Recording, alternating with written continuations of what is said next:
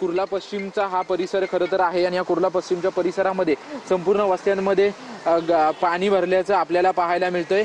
संपूर्ण परिस्थिती जर आपण या ठिकाणची पाहिली तर पूर्ण पाणी जे आहे ते पाणी आतमध्ये भरल्याचं पाहायला मिळते, कारण की मिठी नदीच्या आजूबाजूच्या परिसरामध्ये जेव्हा मिठी नदी धोक्याची पातळी ओलांडते तेव्हा खरं तर या परिसरामध्ये पाणी भरलेलं आपल्याला पाहायला मिळतं। अनेक नागरिकांचं या ठिकाणाहून स्थलांतर जे आहे ते स्थलांतर करण्यात आल्याचं मुंबई महानगरपालिकेच्या वतीनं सांगण्यात आलेलं आहे आणि जवळपास आजूबाजूच्या 350 लोकांचं स्थलांतर जे आहे ते संपूर्ण परिसराच्या शाळांमध्ये करण्यात आलेलं आहे। त्यांची व्यवस्था जी आहे ती मुंबई महानगरपालिकेच्या वतीनं करण्यात आलेली आहे। सध्या ही परिस्थिती आपण पाहतोय की संपूर्ण जे घरी जाण्यासाठी जी त्यांचा रस्ता असतो किंवा घरात जाण्यासाठी त्यांची जी वाट असते त्या वाटेमध्ये संपूर्ण पाणी जे आहे ते पाणी आपल्याला पाहायला मिळतंय आणि कचऱ्याचं साम्राज्य आहे ते या संपूर्ण वस्त्यांमध्ये आपल्याला पाहायला मिळतंय, कारण की संपूर्ण मुंबईमध्ये मुसळधार पाऊस पडतोय। मुसळधार पाऊस पडत असल्यामुळे ठिकठिकाणी पाण्याचं साम्राज्य आपल्याला पाहायला मिळालं। विशेषतः रस्त्यांवरती पाणी आपल्याला पाहायला मिळत होतं, परंतु पावसाचं प्रमाण जे आहे ते मुंबईमध्ये वाढत होतं। पावसाचं प्रमाण मुंबईमध्ये वाढल्यानंतर